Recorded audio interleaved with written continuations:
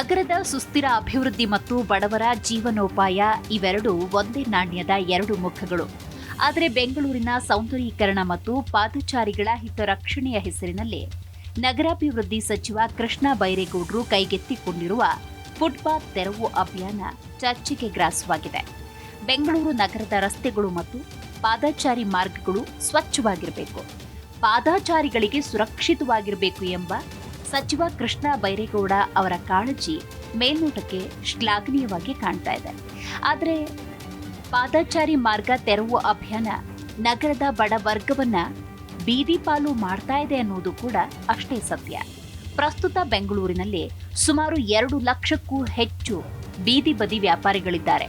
ಇವರು ಬೀದಿಗಳಲ್ಲಿ ಹಣ್ಣು, ತರಕಾರಿಯಂತಹ ವಸ್ತುಗಳನ್ನ ಮಾರ್ತಾ ಬಿಸಿಲು ಮಳೆಯಲ್ಲಿ ನಲುಗ್ತಾ ದುಡಿದು ಜೀವನ ದೂಡುತ್ತಿದ್ದಾರೆ.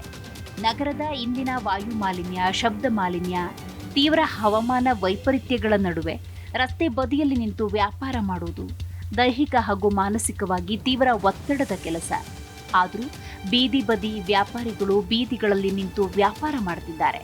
ಇದಕ್ಕೆ ಮೂಲ ಕಾರಣ ಗಗನಕ್ಕೇರಿರುವ ವಾಣಿಜ್ಯ ಮಳಿಗೆಗಳ ಬಾಡಿಗೆ.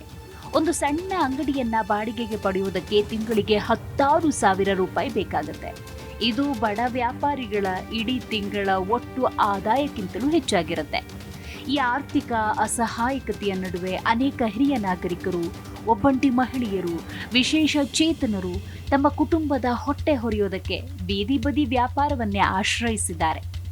ಇವರಲ್ಲಿ ಬಹುತೇಕರು ಮಹಾನಗರ ಪಾಲಿಕೆಗಳ ಅಧಿಕೃತ ಸಮೀಕ್ಷೆಗೆ ಒಳಪಟ್ಟಿದ್ದಾರೆ. ಸರ್ಕಾರದ ಪಿಎಂ ಸ್ವನಿಧಿ ಯೋಜನೆಯಡಿ ಸಾಲ ಪಡ್ಕೊಂಡಿದ್ದಾರೆ. ಮಾನ್ಯತೆ ಪಡೆದ ಕಾರ್ಮಿಕ ಸಂಘಗಳ ನೋಂದಾಯಿತ ಸದಸ್ಯರೂ ಆಗಿದ್ದಾರೆ.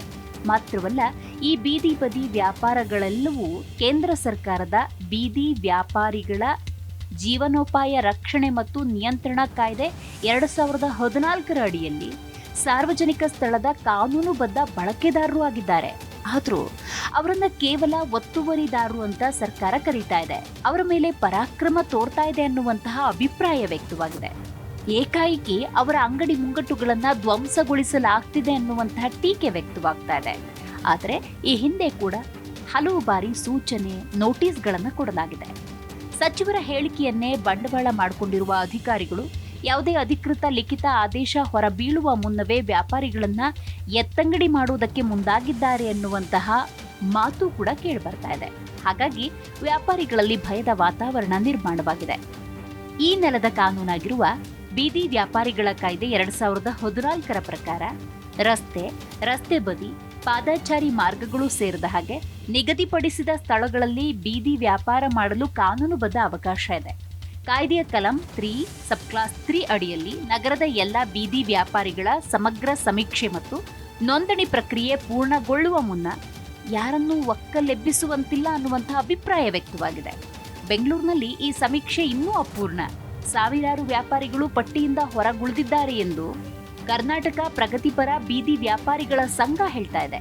ಆದರೂ ಸಚಿವರ ಹೇಳಿಕೆಯನ್ನ ಆಧರಿಸಿ ತೆರವು ಕಾರ್ಯಾಚರಣೆ ನಡೀತಾ ಇದೆ.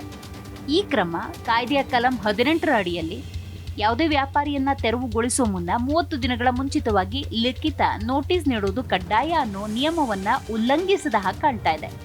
ಬೀದಿ ಬದಿಯಲ್ಲಿ ವ್ಯಾಪಾರ ಮಾಡುವುದು ಯಾರದೇ ವೈಯಕ್ತಿಕ ಹವ್ಯಾಸ ಅಥವಾ ಇಷ್ಟದ ಆಯ್ಕೆಯಲ್ಲ. ಅದು ಅವರ ಬದುಕಿನ ಅನಿವಾರ್ಯತೆ.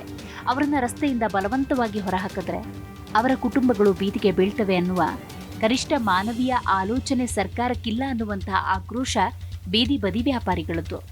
ಬಡವರ ಸಂಕಷ್ಟಗಳನ್ನ, ನಾಡಿನ ಕಾನೂನನ್ನ ಸಂಪೂರ್ಣವಾಗಿ ಬದಿಗೊತ್ತಿ ನಡೆಸಲಾಗ್ತಾ ಇರುವ ಈ ಅಭಿಯಾನ ನಿಜವಾದ ಅರ್ಥದಲ್ಲಿ ಕಾನೂನಾತ್ಮಕ ಅಭಿಯಾನವಲ್ಲ ಅನ್ನುವಂತಹ ಅಭಿಪ್ರಾಯಕ್ಕೆ ಸಚಿವರ ಉತ್ತರ ಏನು ಕಾದು ನೋಡಬೇಕು. ಉತ್ತಮ ನಗರ ವಿನ್ಯಾಸ ಮತ್ತು ರಾಜಕೀಯ ಇಚ್ಛಾಶಕ್ತಿ ಇದ್ದಲ್ಲಿ ಬೀದಿ ವ್ಯಾಪಾರಿಗಳು ಮತ್ತು ಪಾದಾಚಾರಿಗಳು ಇಬ್ಬರಿಗೂ ಪೂರಕವಾಗುವಂತಹ ಪರಿಹಾರವನ್ನ ಕಂಡುಕೊಳ್ಳಲು ಸಾಧ್ಯ ಇದೆ. ಆದರೂ ಸರ್ಕಾರ ಮಾತ್ರ ಕೇವಲ ಒಕ್ಕಲೆಬ್ಬಿಸುವ ಸುಲಭದ ಹಾದಿ ಹಿಡಿದಿರುವುದು ಖಂಡನೀಯ ಅಂತ ಬೀದಿ ಬದಿ ವ್ಯಾಪಾರಿಗಳು ಹೇಳ್ತಿದ್ದಾರೆ. ಆದರೆ ಪಾದಚಾರಿ ಮಾರ್ಗಗಳ ನಿಜವಾದ ಒತ್ತುವರಿದಾರರು ಯಾರು ಎಂಬ ಪ್ರಶ್ನೆಗೆ ಉತ್ತರಿಸುವುದಕ್ಕೆ ಸರ್ಕಾರ ಹಾಗೂ ಅಧಿಕಾರಿಗಳು ಹಿಂಜರಿತಿದ್ದಾರಾ ಅನ್ನೋದು ಮತ್ತೊಂದು ಪ್ರಶ್ನೆ.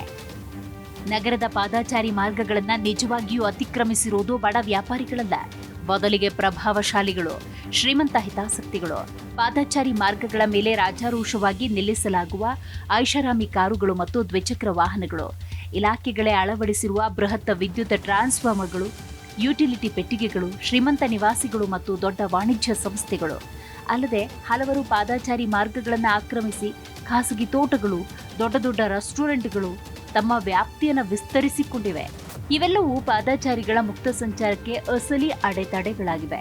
ಆದರೆ ಶಕ್ತಿಶಾಲಿಗಳ ವಿರುದ್ಧ ಕ್ರಮ ಕೈಗೊಳ್ಳಲು ಧೈರ್ಯವಿಲ್ಲದ ಅಧಿಕಾರಿಗಳು ಅತ್ಯಂತ ಸೀಮಿತ ಜಾಗದಲ್ಲಿ ವ್ಯಾಪಾರ ಮಾಡುವ ದುರ್ಬಲ ಬೀದಿ ವ್ಯಾಪಾರಿಗಳನ್ನ ಸುಲಭದ ಗುರಿಯಾಗಿಸಿಕೊಂಡು ತಮ್ಮ ಪ್ರತಾಪ ತೋರ್ತಿದ್ದಾರೆ ಅಂತ ಬೀದಿ ಬದಿ ವ್ಯಾಪಾರಿಗಳು ತಮ್ಮ ಆಕ್ರೋಶವನ್ನ ಹೊರಹಾಕಿದ್ದಾರೆ.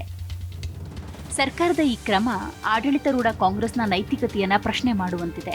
ಇಡೀ ದೇಶದ ಬೀದಿ ವ್ಯಾಪಾರಿಗಳ ಹಕ್ಕನ್ನ ರಕ್ಷಿಸುವ 2014ರ ಐತಿಹಾಸಿಕ ಕಾಯ್ದೆಯನ್ನ ಜಾರಿಗೆ ತಂದಿದ್ದೇ ಕಾಂಗ್ರೆಸ್ ನೇತೃತ್ವದ ಅಂದಿನ ಕೇಂದ್ರ ಸರ್ಕಾರ. ಅಷ್ಟೇ ಅಲ್ಲದೆ 2023ರ ಕರ್ನಾಟಕ ವಿಧಾನಸಭಾ ಚುನಾವಣೆಯ ಸಂದರ್ಭದಲ್ಲಿ ಕಾಂಗ್ರೆಸ್ ನಾಯಕ ರಾಹುಲ್ ಗಾಂಧಿ ಸ್ವತಃ ಬೆಂಗಳೂರಿನ ಬೀದಿ ವ್ಯಾಪಾರಿಗಳನ್ನ ಭೇಟಿ ಮಾಡಿ ಅವರ ಸಮಸ್ಯೆಗಳನ್ನು ಆಲಿಸಿ ಅವರ ಹಕ್ಕುಗಳಿಗಾಗಿ ಸದಾ ಬೆಂಬಲವಾಗಿ ನಿಲ್ಲೋ ಭರವಸೆಯನ್ನು ಕೊಟ್ಟಿದ್ರು.